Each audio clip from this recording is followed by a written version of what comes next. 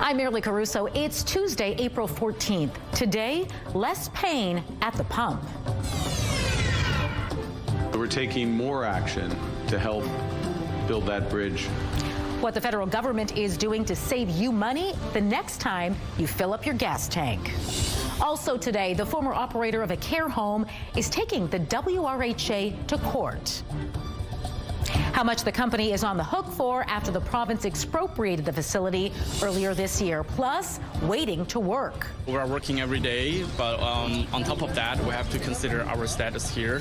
Why a group of international students and workers are calling on the province to extend their work permits.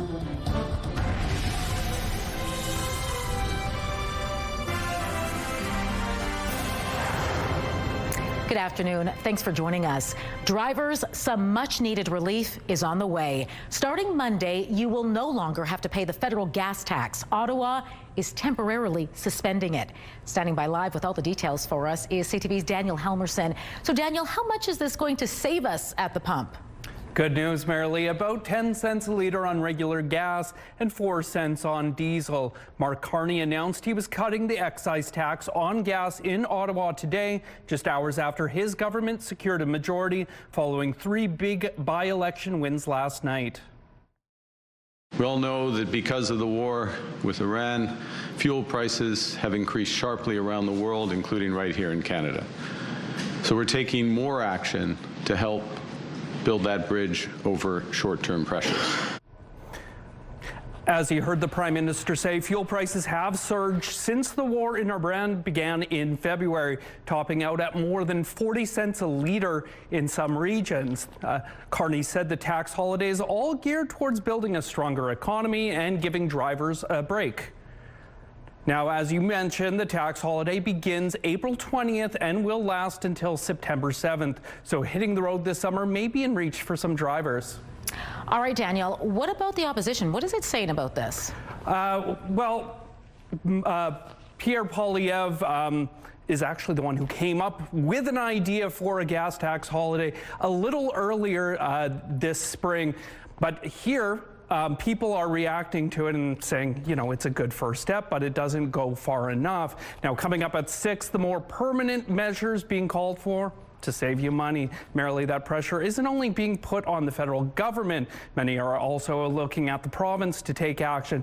Coming up at 6, CTV's Jeff Keel breaks it all down for us, and we hear directly from Winnipeggers filling up their tanks. What they think of the gas tax holiday is coming up next hour. All right, thanks for this, Danny.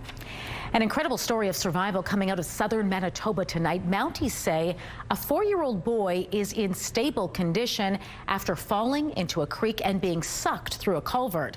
It happened late yesterday afternoon on a property southeast of Winkler. RCMP say the boy was playing near a creek without his parents' permission when some ice broke away and he fell into the river. His older brother went and got his mom, who with the help of a neighbor managed to find the boy after he went through that culvert, and they managed to pull him to safety. His mother did CPR to revive him before paramedics arrived, and he was airlifted to a Winnipeg hospital. The Port of Churchill topped the agenda today as Manitoba's premier met with the Prime Minister in Ottawa. You know, his initiatives around building out a big infrastructure in full partnership with Indigenous peoples in the Port of Churchill, top priority for our government, top priority for you. Prime Minister Mark Carney and Premier Wab Kinew held their second quarterly meeting on the Churchill Plus project. It follows the signing of a collaboration agreement on environmental and impact assessment, which will streamline regulatory processes to minimize duplication and uphold Indigenous rights. Discussions also included Churchill's strategic role in defending Arctic sovereignty, federal health funding, support for Manitoba's agricultural industry, and help for possible flooding on Peguis First Nation and the Interlake. The former operator of a seniors' care home in Winnipeg is asking a court to decide how much it will pay after the province expropriated its facility. Golden Door Geriatric Center was taken over in February after occupancy rates dropped, leaving 25 beds open.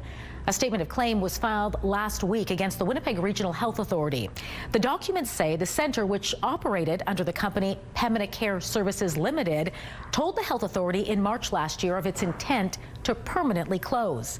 It alleges after negotiations with the province to buy the facility failed, the province moved to expropriate it. According to the claim, the WRHA says it owed more than $1 million by the center for not filling the beds, while the center says it owes $387,000 due to clawbacks. No statement of defense has been filed and none of the claims have been tested in court. A spokesperson for the WRHA declined to comment. A group of Manitoba International students and workers are calling on the province to once more extend work permits. We just wanted to know we are suffering. We need the extension like as soon as possible. A few dozen people gathered on the steps of the legislature to call attention to the issue. They say work permits for around 6,000 people are set to expire this year, and they're hoping the province extends them as it did in 2025. But the workers haven't heard anything official yet, and they say that's causing some concern. We are working every day, but on top of that, we have to consider our status here in the country. So that gives a lot of psychological burden as well. Once a permit expires, the workers have 90 days for it to be approved once more before having to leave the country. University of Manitoba researchers are getting a boost to improve patient-oriented research at the Centre for Healthcare Innovation. The Canadian Institutes of Health Research is extending funding for 2 years for Manitoba's strategy for patient-oriented research support unit. $2.6 million in federal funding will be used to strengthen collaboration between patients, caregivers, researchers, and decision makers to improve outcomes.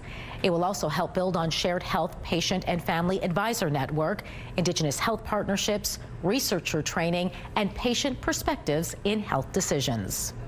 All right, let's bring in Colleen Brady now and get a first look at your Skywatch evening forecast. Boy, what a mixed bag today. Snow, rain. Yeah. I think I saw the sun up here for a little bit. What's going on tonight? Well, listen, we woke up to winter. It's more spring-like now tonight. Pretty quiet conditions setting us up for a gorgeous Wednesday here in the south, but a very snowy Wednesday ahead for central Manitoba. I'll show you how much snow is expected for that region and just how high the temperatures are set to climb here in the south. And then what comes after that? Just put it this way, don't get used to tomorrow's conditions. Just enjoy them while they last. Yeah, I know. But we'll take what we can get at this point. The CTV Live Eye is brought to you by Bath Fitter, exclusive home of the PermaFit solution. In Winnipeg right now, it's cloudy at 7 degrees. Light winds out of the northwest at 9 kilometers an hour. The pressure's dropping and the humidity is 73%. Out on the roads on this Tuesday afternoon, in this case, out on the bridges, the Norwood Bridge to be precise. I'm trying to say 2 words at once. Not a lot of traffic right now moving through. Looks like traffic is moving pretty smoothly through that part of the city. Coming up, the matriarch of Winnipeg's Richardson's family dies at 99. How the philanthropist is being remembered.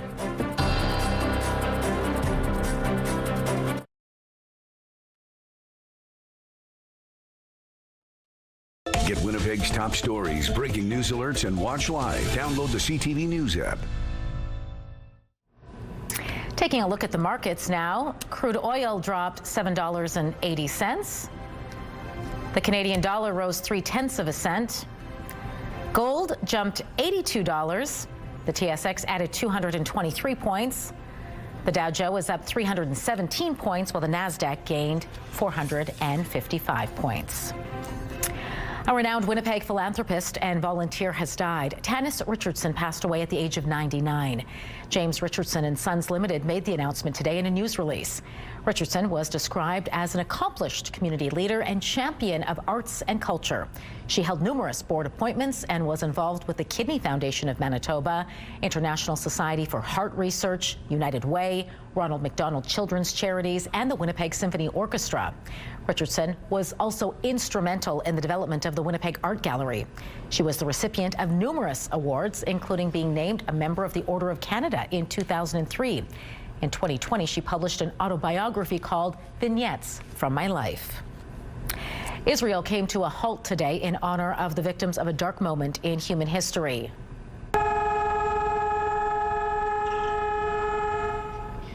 Whatever they were doing, people paused as sirens blared on Holocaust Remembrance Day. 6 million Jewish people were murdered by the Nazis and their collaborators during the Second World War. There was also a wreath-laying ceremony today with the Israeli Prime Minister and other senior government officials in attendance. Holocaust survivors from around the world also participated in the annual March of the Living at the site of the Auschwitz concentration camp.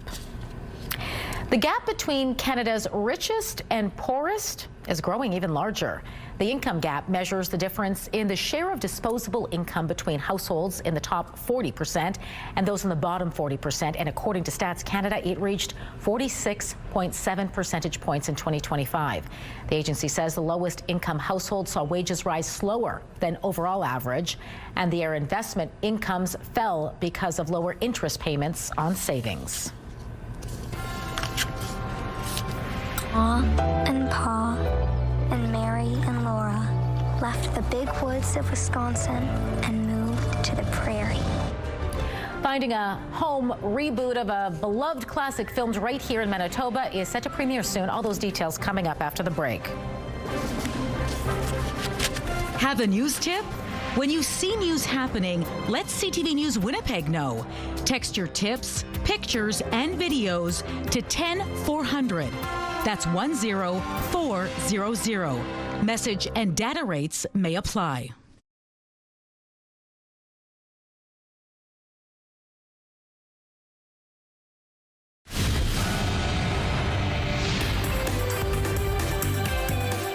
Spotlight, sponsored by the Casinos of Winnipeg, presenting the Fab Four, the ultimate tribute. Colleen Brady is back now for Spotlight, and all good things must come to an end. Winnipeg Contemporary Dancer season, in fact, is coming to an end. In fact, it is. Winnipeg's Contemporary Dancer season, as you just mentioned, is coming to an end, just to make the point, but it's closing things out with a new show exploring the theme of pressure.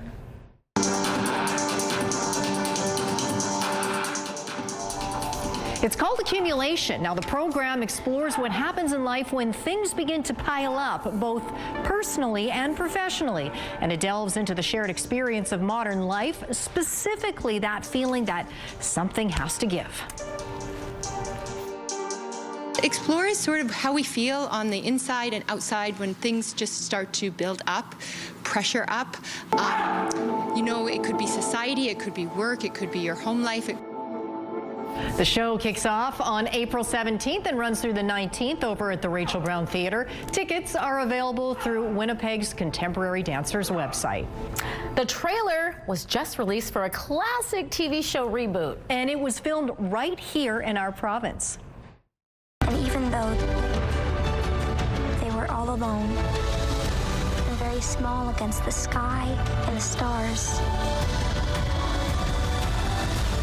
they were happy. Netflix is out with the first look at the first season of Little House on the Prairie. It was filmed here in Winnipeg and the surrounding area. Based on the classic semi-autobiographical books of the same name, it tells the story of the Ingalls family who tried to make a life for themselves in the American Midwest in the 19th century. It premieres on Netflix July 9th. And speaking of trailers, we're actually getting our first glimpse at a new independent film as well. That's right. It's based on the life of Michael Schumacher. Now, according to the film's website, it will focus on the pressure leading up to the German driver's Formula One debut. This is Formula One. This weekend. The trailer was created using traditional filmmaking techniques and no generative AI was used. The film is expected to be about 25 minutes long with hopes of becoming a full feature film. Britney Spears has checked herself into a substance abuse treatment facility. That's right. The move comes just a month after she was arrested on suspicion of driving under the influence. The pop princess was pulled over near Los Angeles, taken to county jail and released a few hours later. Prosecutors will make a decision on charges before her court date scheduled for May 4th. The Rock and Roll Hall of Fame has revealed its 2026 class of inductees. That's right, and the list covers a range of performers and genres.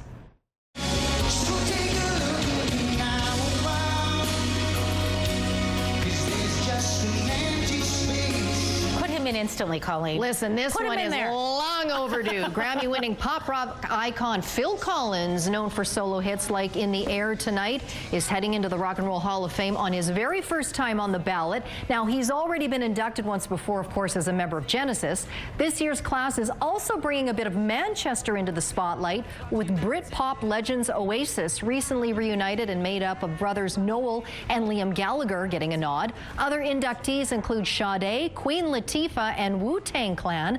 The induction ceremony is set for November in Los Angeles. You ain't kidding. It is a genres. Potpourri of genres for you. Some for everyone. That's right. All right. Thanks, Colleen. You're welcome. Your Tuesday primetime lineup kicks off with Will Trent at 7. RJ Decker comes up next at 8. Then Caitlin Olsen stars in High Potential. That's at 9. It's all right here tonight on CTV. CTV Primetime Lineup, brought to you by the Parkway Retirement Community. Welcome home. Trying to brighten up again, just like yesterday, late in the day. We're up a degree now. It's 8 degrees. Winds from the west-southwest at 12 kilometers an hour as we look out onto the St. James Bridge. Traffic moving well there. Coming up, I will show you who gets sunshine and soaring temperatures and who gets snow in Manitoba tomorrow.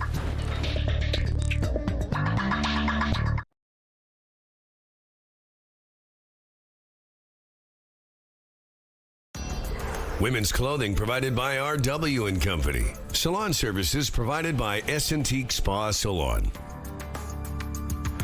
The oldest gorilla in the world just turned 69. The Berlin Zoo celebrated the milestone by setting out a fruit basket for Lady Fatou.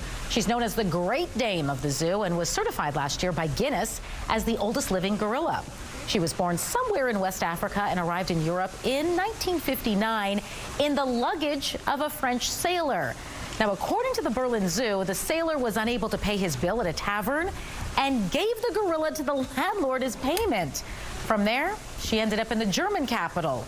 Zoo staff say turning 69 is pretty incredible, noting that out in the wild, Western lowland gorillas don't live past their 40s. So even in captivity, 50 is considered advanced old age.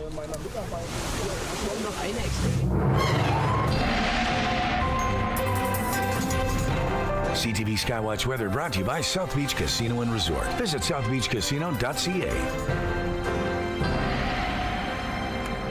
It's not the number, Lady Fatou. It's all how you feel. That's right. And I was going to say, she looks fabulous she at does. 69. Yes, good hopefully for her. She's got many more birthdays to celebrate ahead of her. I'm hoping we have many more 20-degree days to celebrate after tomorrow, Colleen. Well, hopefully after tomorrow that won't be a wrap on the summer of 2026, but enjoy it while it lasts. It will be a one-day nice weather event before weather won't be quite so nice as we close in on the weekend. Speaking of not so nice, we don't want snowfall warnings in April, Manitoba, but it is real and it is happening again. Parts of central Manitoba under a snowfall warning tonight. I'll show you that in just a moment, but quick look at the current conditions on the satellite radar. We're starting to clear out considerably now, so finally some late afternoon sunshine, including here in Winnipeg, just like what we saw yesterday. All that precipitation, yes, of course, it started out as snow because once we were into the commute and that precipitation, as expected, did move into Winnipeg, the temperature dropped to 0, so it was snow first, then the showers. But speaking of which, I'm going to head this way and show you where the showers have actually traveled. They're now to the east of Thunder Bay for the most part, but in behind closer to Manitoba, Dryden, Kenora, Fort Francis there. A little bit of cloud here and there, but otherwise some sunshine too. Here's a look at the snowfall warning issued this afternoon by Environment and Climate Change Canada, basically for areas taking in Flin Flon in the Paw through Norway House right to the Ontario border. Now the weather agency is warning that 15 to 20 centimeters of snow is possible with this system starting overnight in the western part of the province, and then throughout the course of the day on Wednesday into Wednesday night, we'll see that snow move across central areas. Now, depending on just how fast this system travels tomorrow, snowfall amounts could be a little less than that, but nonetheless, still talking about as much as 20 centimeters in the middle of April. In Kenora, it is 7 degrees back in Winnipeg. I mentioned earlier we're up 1. It's 8 here, double digits in Portage La Prairie. where it's 11 degrees, 12 in Melita, 8 degrees in Dauphin, minus 11 in Thompson, minus 16 in Churchill, so not quite as cold there as yesterday, but that snow helping to mitigate those temperatures. Coming through focus now in the northeastern areas, up into the north central areas, pardon me, up into the northeast, and that will continue to move throughout the rest of the night.